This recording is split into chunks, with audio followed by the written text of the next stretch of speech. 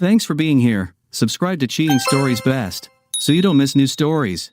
The last couple of weeks have been incredibly difficult. My relationship with my wife has been deteriorating, like an infection that slowly spreads deeper each day. Looking back, everything seemed to shift dramatically when she started her new eating routine in April. Calling it a diet feels like an overstatement. She simply began skipping meals. She never liked exercise, so it appeared she had decided to lose weight by not eating.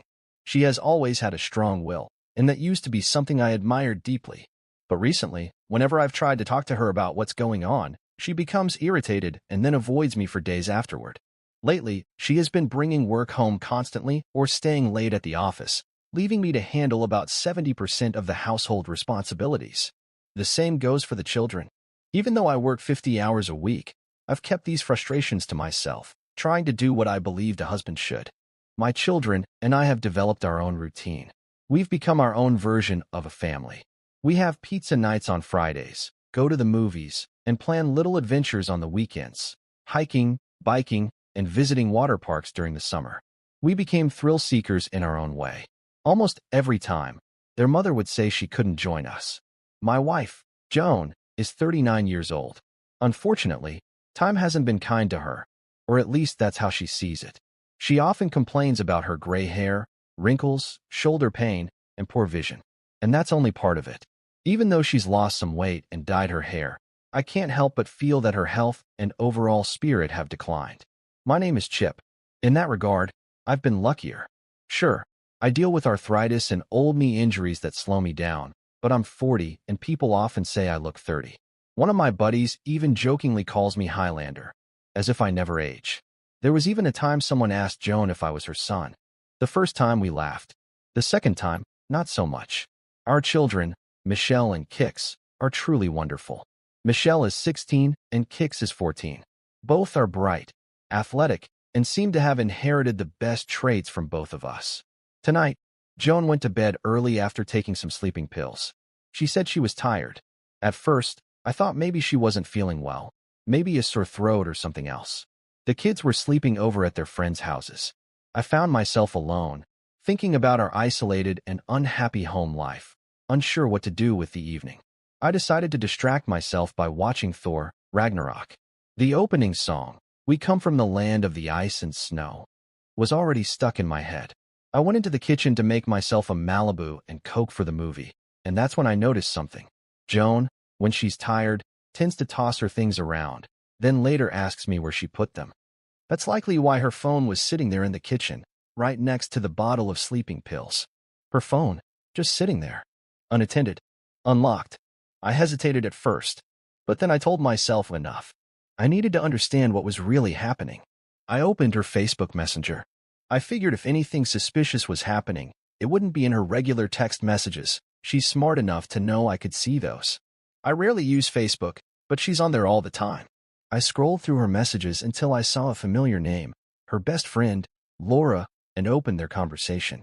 My head started spinning. I could hardly believe what I was reading. In just 5 minutes, it became painfully clear. She had been planning to divorce me for over a year. She had been saving money, researching lawyers, and even discussing starting to date someone new. I scrolled all the way back to August of 2016, back to when everything had still felt normal. To begin with, I love him. He's a great father, but I'm not sure I'm still in love with him. He always wants to play sports, even though he gets injured all the time. Now he wants to buy some old Dodge Charger or something like that. I don't even remember exactly which car he likes. He enjoys barbecues and hot tubs, and he's always trying to involve the kids in outdoor activities like mountain biking or hiking. What kind of man is this? A big baby, honestly. Meanwhile, I want to go out to nice dinners, meet interesting people, and have the kind of experiences I enjoy when I travel for work. We clearly want different things out of life. Apparently, she's going to deliver some kind of bombshell right before Labor Day weekend. Great. That's almost here. Fortunately, I have 2 qualities that help in situations like this. I have very little patience when backed into a corner, and I am a very effective problem solver. A plan began to form in my mind almost immediately. Over the next 3 to 4 weeks, I would take decisive action frequently. Oddly enough, her messages gave me a blueprint, a list of everything about me that annoys her. Sad, really, because those very traits were once the things she found attractive. But now, her messages were dripping with disrespect and resentment. Well, forget that. Step 1? A new car. That would definitely irritate her. She always gets tense whenever we talk about buying vehicles. Right now, I drive a Highlander. It's great for taking the kids and their friends to sports and school events, but let's be honest, that's not what I want to drive. I've always dreamed of having a Jeep. I had to drive the kids to their playdates that Saturday afternoon, but the morning was all mine. What doesn't kill me makes me stronger, I thought. Sleep was out of the question Friday night. I'd had too much Malibu and Coke while watching a movie. Saturday morning, I got up and left the house at 8 a.m. Joan wouldn't be up until maybe 9 or 10 anyway. I was in a surprisingly good mood, though a little worn out. I stopped at a gas station, grabbed a huge iced coffee and a couple of Advil, then headed to the local fitness club to renew my membership. I used to only go there for the weekly basketball league I play in, but now I plan to make full use of the gym whenever the kids didn't need me. I'm in decent shape already, but it wouldn't hurt to build my chest and arms a bit, get more defined. That kind of attention always made her jealous, sometimes irrationally so. But now, that wasn't my concern. By Labor Day, I planned to go all in, on every front. Later that morning, I went to the dealership and bought a 2017 Jeep, bright red. I'll upgrade the wheels eventually to make it look even better. It was around 1:45 p.m. when I got home. When I walked in, everyone was gathered in the kitchen. The kids were eating, faces buried in their phones.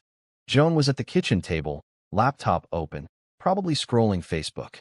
That usual look of irritation was fixed on her face. "Hey guys." "Hi, Dad."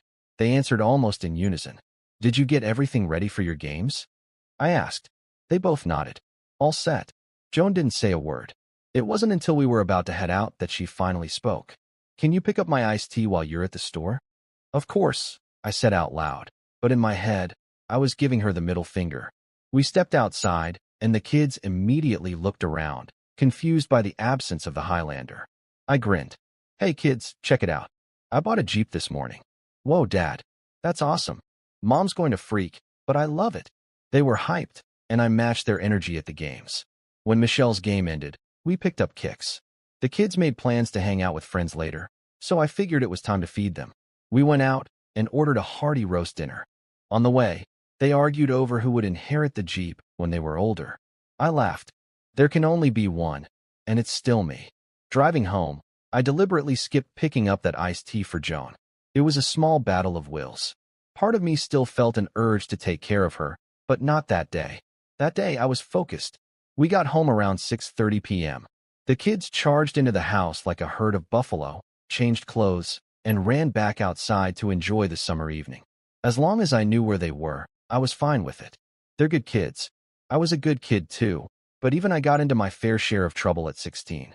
I remember sneaking out during sleepovers to push my friend's car down the driveway so we could drive off to party without waking anyone up. Yeah, maybe I should start checking in on Michelle a little more often. Joan wasn't home when we returned. She'd left a note saying she went to visit Laura and would be back later. Makes sense. Why send a text when you can just write a note? I decided to text my friend Maddie. "Hey man, I'm free tonight. Got a new car. Want to meet up?" A couple of minutes later, he replied. "Perfect timing. I'm having a barbecue with the neighbors. Come on over." I took a shower and left a note next to Joan's keys. "Gone to Maddie's for a couple of beers. I'll be back later. Jack has Kicks, and Becky has Michelle." I jumped into the Jeep and drove to his place. Maddie only lived 5 blocks away. Driving this Jeep felt like taking a giant dose of happiness. I turned up the classic rock station at full volume and sang along to Van Halen. Don't talk to me about love. My love is rotten to the very core. When I arrived, I could hear the sounds of people talking and laughing in the backyard. I parked and went through the front door, walking straight to the back. I spotted Maddie standing by the grill. On the way, his friend JC approached me. "Chip, good to see you." "Glad to be here," I replied. "Where's Joan?" "She had some things to take care of this evening." "Hey man, grab a beer," he offered. He looked at me for a second, froze slightly, and then frowned. "You'll tell me everything later, right?" He could see it in my face. He knew these last few months had been rough. And yes, I definitely needed to talk. The party was great, and after a couple of drinks, I started to feel a little drunk. That was when I met Monica. She lived next door and was absolutely captivating. It had been a long time since I felt an instant attraction like that. We talked for a while, and even when I was speaking with other people, I kept catching glimpses of her. I noticed she was doing the same. I felt like I was 16 years old again. She had long brown hair, a charming smile, and an incredible fragrance. And yes, she had a stunning figure. I could already tell she'd be the subject of my daydreams later that night. Thank you, Joan. This party embodied everything you disliked about me. As the party began to wind down, Maddie pulled me aside for a private conversation. I told him everything. I even shared Bizarro Joan, my nickname for the version of her who always does the opposite of what she used to love. We stepped outside to admire my Jeep. Dude, this car is on fire, Maddie exclaimed. Where are you going to live? I shrugged. Just then, Monica came out and walked toward us. Great party, Matt. Chip, it was nice talking to you. She gave me a hug, and wow, it made my heart race. I must have smiled like a fool. Maddie looked mock-offended. Hey, what about me? Don't I get a hug? Nope, Monica teased. You're not as manly as Chip. Of course, we watched her walk away, and she gave us a playful grin over her shoulder. You know, Maddie said, I think you should move in with me. I'm usually at JC's anyway. I've got 4 bedrooms. If the kids are with you, they'll each have their own room. I'm planning to marry JC, but I'm keeping this house as an investment. Property values around here are only going up. I can give you a year or 2 to get settled. He paused. Looks like you already have a friend next door. Stop it, I said, laughing. I don't even know what to say. I feel like I've been holding everything in, and now nothing will ever be the same again. Don't worry, he said. So, when is she planning to go through with it? She plans to tell me everything on the Thursday before Labor Day weekend, after the kids go to bed. You can come to me that night, Maddie said. I'll give you the key now so you can start moving your things out early. I like your plan, I said, but I also need to think about money. I need to protect myself. I've got a friend who can help you with that, he replied. Thanks, I said, chuckling a little. Wait until she sees my Jeep. We stood there for a while, chatting about everything. Then I suddenly asked, Hey, you didn't say anything to Monica, did you? Maddie smiled slyly. Maybe I told her you could use a warm hug. Come on, man. I'm still married. Yeah, but was the hug nice? Did she say you were cool? Or did she say you were, well, never mind. He pretended to think hard, and I could not stop laughing. I could not believe we had known each other for 20 years. That's not the point, I said. Stop trying to play matchmaker for now. Okay, Maddie said with a grin. Sorry. I was already tipsy at the time and figured it was a good idea, I said. There was an awkward pause. We both stared off into the distance, into the darkness of the night. We'll see how this week goes, I added. I need to get into her phone again. I only vaguely remember what was in the messages, but I'm just furious. I took a deep breath, trying to calm myself down. My jaw was clenched, and I forced it to relax. Thank you again for the offer to stay at your house, I said sincerely. The children will play a huge role in where I decide to live. Maddie sighed heavily. Okay, he said, I've got to get going. I'll go say goodbye to JC. Tomorrow I'll contact my friend Brad and we'll start figuring this out. He gave me a supportive pat on the shoulder as we walked back toward the house. Then he leaned in and whispered with a smirk, By the way, she smells amazing, doesn't she? I could not help but grin. On the drive home, I felt empty. A strange vision popped into my head, one that felt more symbolic than real. I imagined my family and me standing at the top of a giant water slide. Joan stepped forward and said, You first, Chip. I gently nudged her and replied, No, you first. It was a strange mental image, but the loud music playing through the speakers snapped me out of it. A great song had come on, and I turned up the volume. I even decided to take the long route home, letting the music wash over me. I think it was the Foo Fighters, My Hero. I have always loved that intro. It made me think I might need to rewatch Varsity Blues this weekend. I got home around 11:30 p.m. Most of the lights were off. I checked on the children. They were both still up, each sitting at their computers in their rooms. We exchanged quiet smiles and small waves. Joan appeared to be asleep. I realized that I was not in the right headspace to search her phone tonight. I had no energy left for confrontation or discovery. Back in the living room, I turned on ESPN and just sat there. I was not really watching. My thoughts were scattered. I felt stunned, blank, almost. Only a day has passed, I thought. Just one day. And then another thought. Don't you love me? But more than anything, what I could not accept, what truly disturbed me, was the fact that she had clearly planned this out in advance. She had chosen Thursday as the day she would tell me everything, as if that day held some strategic advantage. A small voice inside me tried to get my attention. Something about the timing alarmed me. Why Thursday? Why not Friday or Saturday? We would have had the weekend to cool off and process everything together. We could have spoken with a clear head. But then it hit me. It was no accident. Thursday is the day I have my basketball game. I would come home physically exhausted, vulnerable. That is when she planned to hit me with everything. And in a twisted way, it was brilliant. It would have hit me like an emotional freight train. I would have been completely thrown off course, probably just sitting there in shock. I am certain Joan would have calmly gone to work the next morning, as if nothing had happened. How am I supposed to make it through the next 20 days and keep my sanity intact?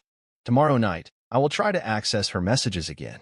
I need to resist the urge to act impulsively until I have gathered all the facts. It feels like it is time to let the darker part of me out, the part that sees through the illusions. This is not just smoke. This is a full-blown fire. And who wants a little adventure? You do. Of course you do. Do you, Joan? I climbed into bed, exhausted, but I could not sleep. My mind wandered, and I found myself imagining what Monica might look like without those clothes. That hug. She really did smell incredible. Sunday, August 13th, 2017 as planned. I got up and left the house before 8 o'clock in the morning.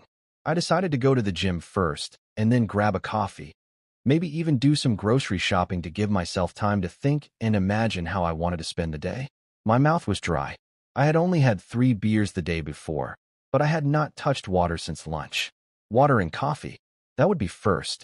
I arrived at the IMA and jumped on the elliptical for 30 minutes. Afterward, I moved on to the dumbbells. I benched 45-pound dumbbells on both the flat and incline benches. The transition to 50 pounds was a bit rough. I'll need to eat before working out next time. I switched to 45-pound curls for my arms. The plan also included shoulders and neck. Well, I really had not trained in a while. Workout done, I urgently needed to use the restroom. Drinking 40 ounces of water in 30 minutes was no joke. I headed into the locker room. If you have ever been to the men's locker room at the IMA, you know there is always that one older guy standing there completely unclothed, scratching himself like he owns the place. I decided then and there, just use the restroom and skip the shower. Always a wise decision. The grocery store was a much better environment. While shopping, I could not help but notice the women in yoga leggings. Those leggings, especially with semi-transparent mesh panels on the hips and calves, were captivating. Why does that turn me on so much? Oh yeah, because I am not getting any. Idiot. Groceries done, I returned home and unloaded everything. It was 10 a.m., and no one had emerged from their rooms yet. Chell was the first to appear around 10:15 and asked for some water. Jack and Joan came out a little later. I made turkey bacon and eggs for everyone, and we all sat down at the table. Let's move forward. Well, let's go, baby, I said casually. Oh, honey, I added. I traded my Highlander for a Jeep on Saturday. Jack perked up and smiled. Chell lifted her head and looked at her mother. Joan stared at me like I had done something completely out of character, something she never expected and certainly never approved. What? I had never made such a purchase without discussion before, and I never intended to. But I was mad. That was the truth. Then Jack jumped in. Mom, that's so cool. It's like a convertible. You'll love it. Now she was starting to come to her senses. Some color returned to her cheeks. You bought a Jeep, Chip Jameson? She asked. We always discuss big purchases like this. Honey, I said, you wanted a Subaru, and we got you a Subaru. There wasn't a whole lot of discussion there. Let's see how she takes that. She hesitated. The kids were nearby, and I could see that she wanted to put me in my place, to say something harsh, but she held back. Then Shell came to my rescue. Hey, maybe you can take it to Becky's pool party. We both asked at the same time, what pool party? Shell reminded us she had mentioned it weeks ago, and that it was written on the family calendar. Summer had thrown us off. I had not checked the calendar in weeks. Sure enough, Jackson's pool party. 3 p.m. Joan was about to say something. I wondered what excuse she would use this time. There were plenty of options. I'm too tired. I have work. Or kids. You know my skin flares up in direct sunlight. She finally spoke. Honey, I don't think I can go. I still have some work to do, and I told Laura I would visit her this afternoon. Interesting. She had just seen Laura the night before. Maybe she wanted to give the story a little lift. Everything okay with Laura? I asked with a grin. Was the bachelorette party too busy last night? I could not help it. The grin was wide, and the kids chuckled. Joan looked at me with a stare that clearly said, "Do not push me," acting like a child. No. Chip, we didn't go too far. She just needs a little help with her garden. Her garden, huh? Well, that definitely called for another playful jab. Do you need help? I can take the kids to the party and swing by to help with the digging, I said. I've been working out at the gym. I could take off my shirt, and you could put some sunscreen on me. I puffed out my chest with mock pride. The kids giggled again. Clearly, I was playing to my audience and hitting the mark. No, I think we can manage, Chip, she replied, giving me a sharp look. When did you start working out? Oh, this morning, I said with a smirk. I just want to stay in shape. Turning to Jack, I added, Kicks, I can show you how to lift weights and even help you get a gym membership. Oh, cool. Jimmy has one too. We could play basketball together, he said. Joan looked confused. Jeep, Jim? I could see the thoughts racing in her head. She probably assumed I was having a midlife crisis. Let her sit with that for a while. Maybe she thought I was having an affair. I smiled to myself. If only she knew. Another day outside. Barbecue, swimming pool, playing with the kids. Looked like I might just survive this weekend after all. I slipped out of the kitchen and spent some time working in the garden. Afterward, I checked out the sound system in the new Jeep. When I came back inside to wash up, I passed Joan at the computer. She seemed to be gathering her energy before heading outside to garden. I briefly considered sneaking up on her, teasing her while she was distracted. News headline: Man playfully surprises wife, gets more than he bargained for. But I thought better of it. I didn't need any extra trouble today. We had a light snack around 1 o'clock in the afternoon. At 2 o'clock, I told the kids we had an hour to get ready, mainly to give Chell some extra time, since she always needed it. I took a shower, shaved, and decided to wear that blue V-neck sweater Joan says matches my eyes. I threw on a pair of shorts and packed my swimming gear. Those little troublemakers would absolutely try to push me into the pool at some point. Everyone was ready on time. As we stood in the doorway, we all shouted, "Bye, Mom. Have fun." We loaded into the Jeep and turned up the music. It was a great song, at least for me. I love satellite radio. This is the last time we will fight like this. How is it that some songs can perfectly reflect your mood in that exact moment? We pulled up to Jackson's house and jumped out of the Jeep, towels in hand. The kids were ready for fun. The kids were thrilled, and I knew I'd have to drag them back home eventually. Wait, it's summer, I reminded myself. We can stay a little longer. A small win for me. But then the reality hit. School starts right after Labor Day. Great. That means back to school shopping. Not my favorite, but at least it gets me out of the house. The mall is always full of people, especially moms, which doesn't hurt. Half full glass, right, Chip? Hey guys, I called. We need to finish school shopping soon. They all nodded together, like a synchronized team. With that handled, we made our way to the backyard. First order of business, find the refreshments. I spotted a few coolers and headed toward them. I'm a pretty sociable guy, so after cracking open my first drink, I decided to make my rounds. I'm not a heavy drinker, so I kept it light. I figured that if I spaced out 2 beers over a few hours, I'd be just fine. I don't usually drink more than once a week anyway. After some casual chatting, I settled onto a lounge chair with my second drink, trying to enjoy the sun. But I couldn't shake the distractions. My gaze wandered now and then, especially when someone walked by in summer attire. It had been almost 3 weeks without intimacy, and I was definitely feeling the strain. A little voice in my head, let's call him Captain, started commenting. Look at the one in the white shorts, he whispered. Her name was Teresa Porter. Her daughter Jessie was good friends with Chell and Becky. The fabric of her shorts was slightly transparent in the bright sunlight. Captain, ever dramatic, queued up imaginary background music in my head.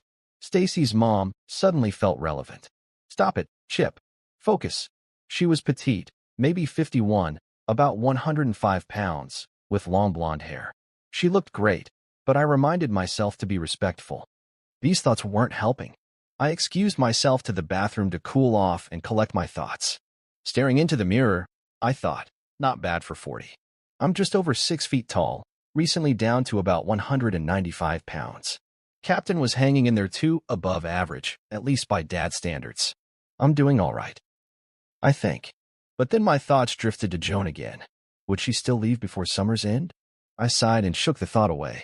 No point getting worked up about hypotheticals. I focused on calming down. But just as I was collecting myself, the bathroom door opened. Oh no, I'd forgotten to lock it. I tried to look away as fast as I could. It was Teresa. Well, that immediately reset the situation. I quickly washed my hands and prepared myself for an awkward moment, but when I stepped out into the hall, she was gone. Lucky me. I avoided her for about 20 minutes after that. Then I figured, hey, accidents happen. And sure, maybe she saw me partially undressed, but I wasn't paying close attention. That's on me. Gotta stay alert, especially around kids. And of course, they took advantage of my distraction and shoved me into the pool. Everyone found it hilarious. Me? I was wearing a t-shirt and not thrilled, but I laughed along. Normally, I let the kids jump in first, but they flipped the script on me. The rest of the afternoon was filled with water volleyball and basketball. Food's ready, someone finally announced. I love ribs, and these were amazing. I sat with the adults, doing my best to keep the conversation going and stay respectful.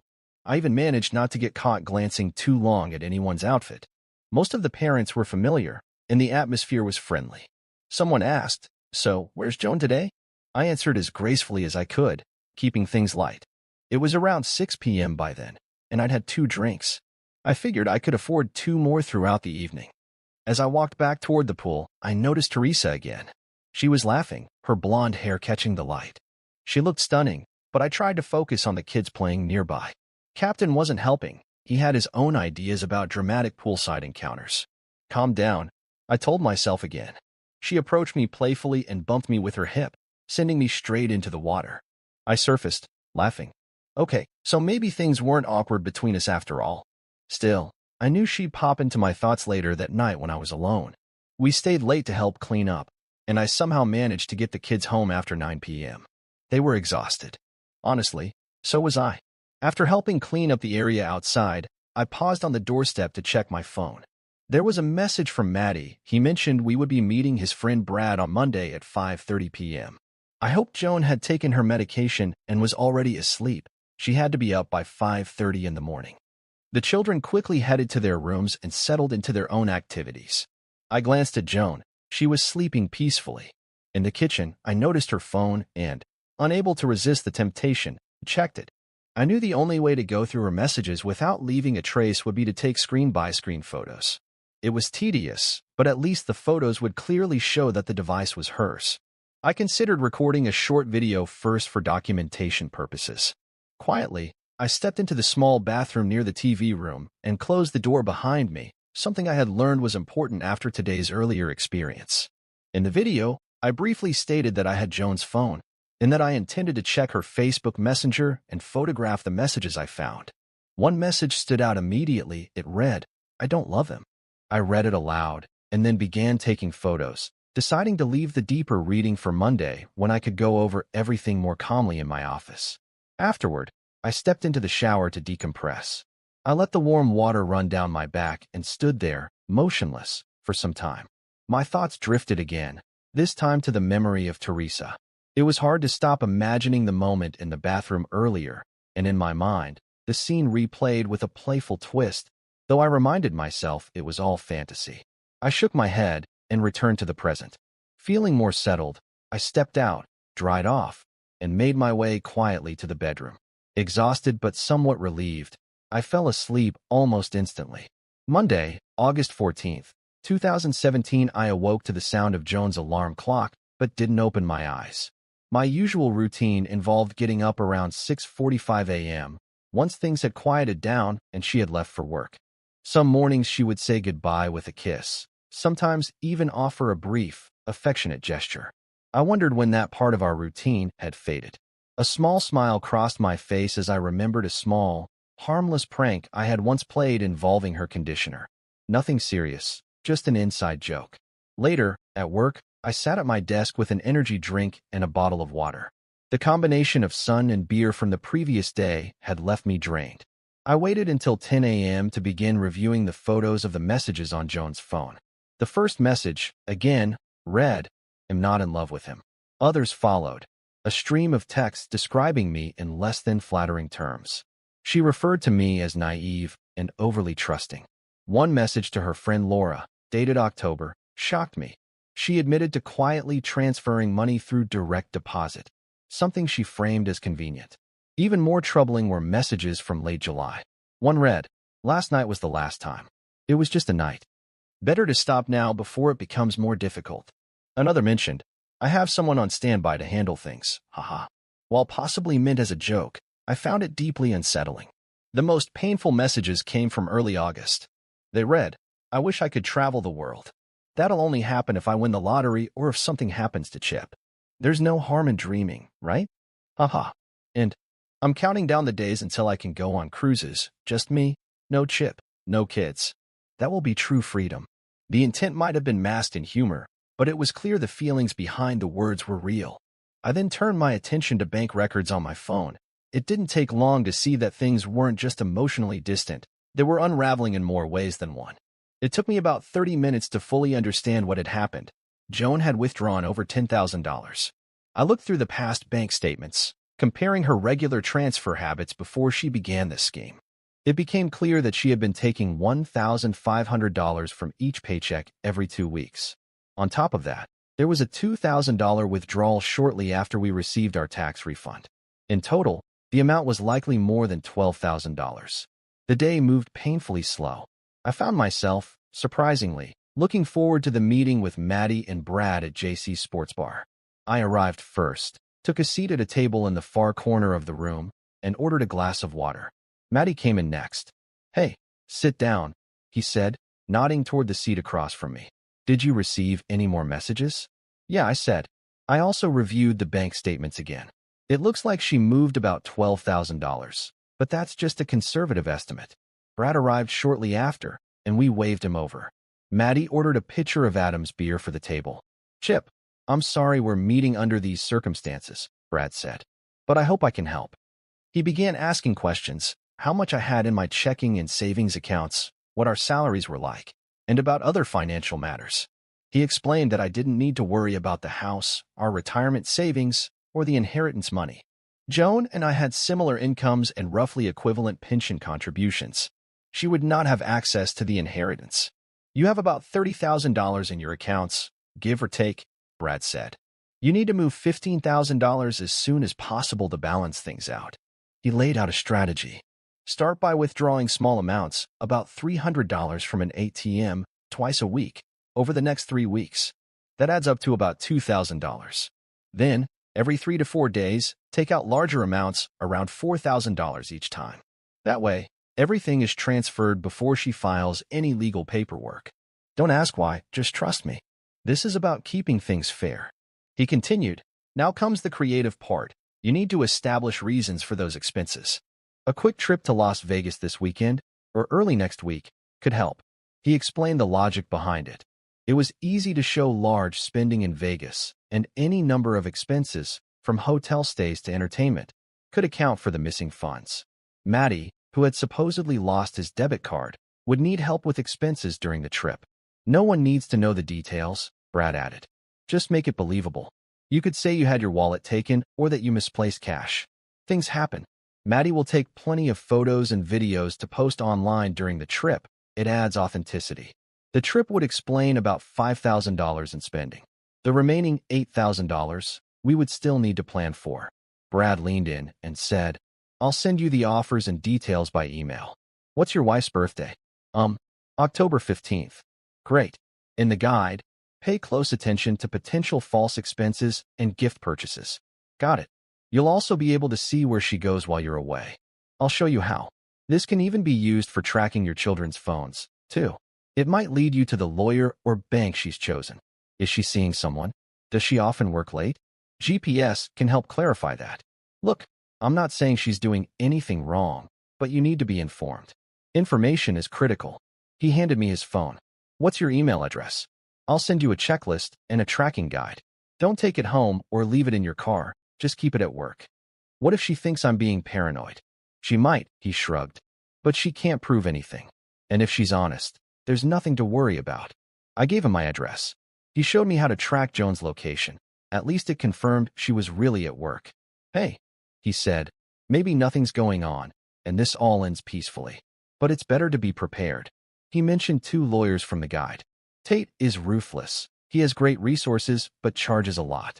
Miss Johnson charges less, but she understands the way some women operate. She's sharp.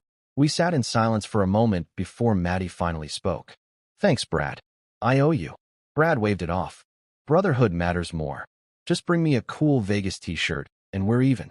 Brad left, and Maddie leaned toward me. You should buy a safe, for your cash and anything important. Maddie, I said, you're my partner in all this. But we need cool call signs, like Iceman and Maverick. I'm on board. JC too. She'll come up with call signs for us. She'll like that idea, Maddie said with a grin. Just a heads up, once she gets involved, she'll want to start finding someone new for you. If you're not ready, I'll tell her to hold off. I stared into my glass, trying to find some kind of answer at the bottom. This is all awful. The things Joan said about me. I can only imagine what she's telling her friends. Things I'd rather not repeat. When you're ready, Maddie said gently, but you have to be prepared in case things get worse. Send me copies of any messages you get. I'll keep them safe. Chip, you've been patient, he continued. But it's time to take action. JC and I have your back. On the way home, I received a message from Maddie. Jerk. It made me smile. When I got home, no one was there. Joan was working late, and in the morning, the kids had already mentioned where they'd be staying. I quickly changed into basketball shorts and a t-shirt. Why not go to the gym?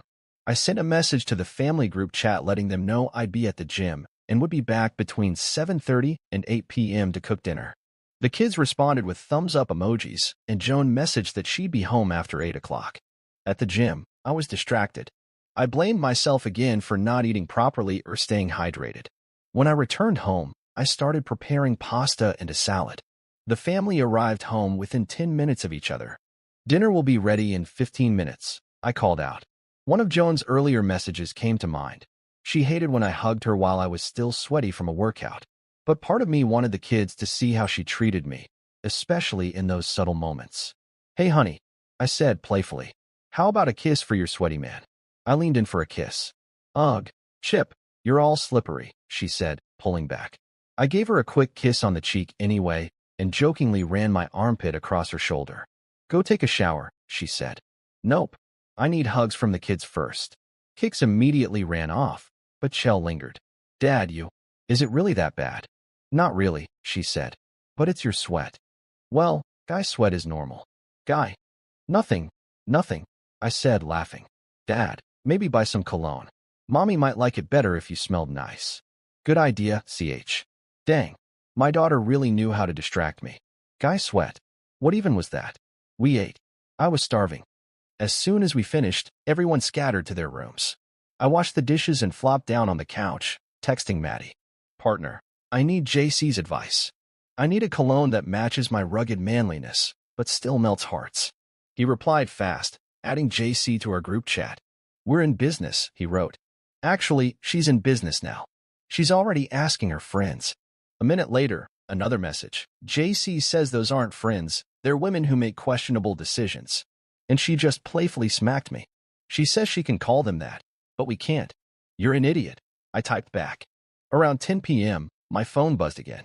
Kix had wandered into the room and started watching the movie with me. He looked like he was enjoying it too. Chip, JC wrote, I sent you a list of cologne recommendations from me and my friends. Just follow the instructions. Kisses, your Puss in Heels. I replied, is that your secret agent name or call sign? HC, I just made it up, she said. Not sure yet. Maddie, Shrek or Donkey? He's not a donkey, she replied. Sorry, dear. Just a lovable idiot. Thanks for the info, Hills, I said with a smirk. The movie ended after 11 o'clock, and it was time for bed. I looked at my son. How'd you like it? I liked it. I want to watch it again. All right.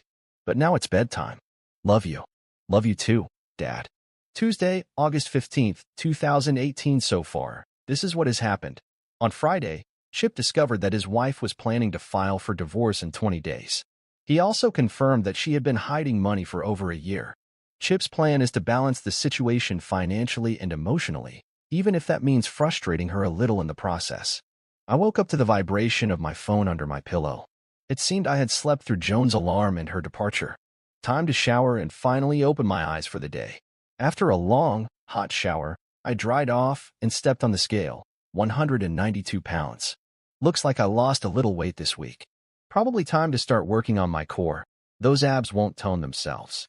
All right, let's do this, you slacker, I muttered to myself. I did about 25 proper crunches, took a break, and forced myself through 2 more sets. Barely finished the last 20 reps. My stomach would definitely be sore tomorrow. My chest was already hurting from the workouts I'd done on Sunday and Monday. While I rested, my mind wandered back to something that had been bothering me for a while. Suspicions about Joan and her friend Laura. Improving my physical condition might not solve everything, but it sure wouldn't hurt. My plan had 2 parts. Phase 1 would begin soon, and I'd catch them at Laura's place. Phase 2 would come after Joan made her intentions official. Let's call it Operation Divide and Conquer. How do you like it, Captain? I joked to myself in the mirror. I like it, I imagined someone replying. Just let me know who to keep an eye on, or both. The children were still asleep when I left the house and headed to work. My mind felt foggy, so I stopped for a large iced coffee. While I was in line, I thought it might be a good idea to install satellite radio in my office. Music always helped keep the daylight. Don't you know you're about to shock the monkey? I sang under my breath. Never been a huge Peter Gabriel fan, but that song always made me smile. I parked and sat in the car just long enough to enjoy the rest of the track. The morning flew by, filled with meetings about the upcoming Christmas ad campaigns. Around 10 a.m., the office phone rang, something that rarely happens, since most suppliers email me. This had to be important. What are you up to, you knucklehead? A voice said on the other end. It was my friend. Hey, man, we're going to Las Vegas. What? Vegas? Yep. Overnight flight next Thursday. We'll be there until Sunday. Are you serious? That's amazing. How much will it cost? Not much. The real costs are going to be the entertainment and, well, whatever happens there. JC helped me book the flights and hotel. She handles all the travel for her company, so she made it easy. Plus, she's already looking into some cool stuff for us to do while we're there. I twisted my wedding ring around my finger. Think a tan would hide the white line from my ring?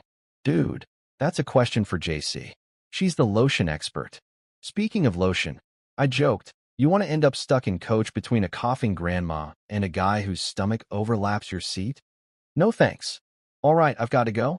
I'll send you the itinerary later. Perfect. Thanks, Maddie. Talk soon. That call lifted my mood. I needed music to keep that momentum going. I pulled up an internet radio station and turned up the speakers. The vibe was good. It felt like things were finally starting to shift in my favor. Yes, everything is only getting better every day, I hummed along. It was hard to believe the artist singing had once driven a cement truck. Life really does change. Just before lunch, I remembered I still had to check the email from JC. It had a list of colognes recommended by her group of friends. I would definitely need professional help choosing one from the list. I told the team I needed to run some errands and that I'd be back by 1:30 p.m. I rushed to the mall and parked near Macy's. That place always had a few stylish people wandering around, even in the middle of the day.